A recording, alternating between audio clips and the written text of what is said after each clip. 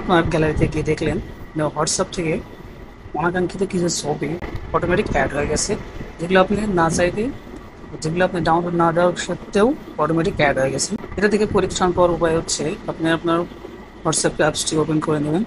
Open করে নেওয়ার পরে সেটিংস অপশনে একটা ক্লিক করে দিবেন। সেটিংস অপশনে ক্লিক করার পরে আপনি স্ক্রল করে নিচের দিকে আসবেন। সে আপনি দেখতে পাবেন স্টোরেজ অ্যান্ড ডিভাইস একটা অপশন আছে। Storage and device option click করার পর আপনি দেখতে পাচ্ছেন নিচের দিকে লেখা আছে মিডিয়া অটো ডাউনলোড। এই অপশনে তিনটা অপশন আছে।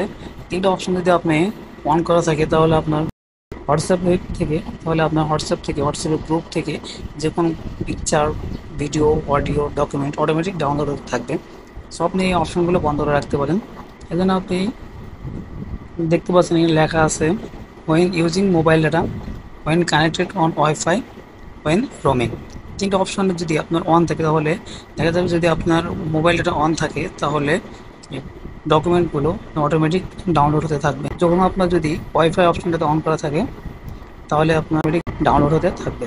দেখতে পাচ্ছেন এখানে চারটে অপশন আছে: ফটোস, অডিও, ভিডিও, ডকুমেন্ট। এই অপশনগুলো যদি টিক চিহ্ন দেওয়া থাকে তাহলে যে অপশনগুলো টিক চিহ্ন দেওয়া থাকবে ওই অপশনগুলো আপনার অটোমেটিক ডাউনলোড হতে থাকবে। সো আপনি এই অপশনগুলো টিক মার্ক উঠিয়ে দিয়ে এটা বন্ধ করে রাখতে পারেন, তাহলে আপনার ফোন মেমোরি অটোমেটিক ফুল হয়ে যাবে না।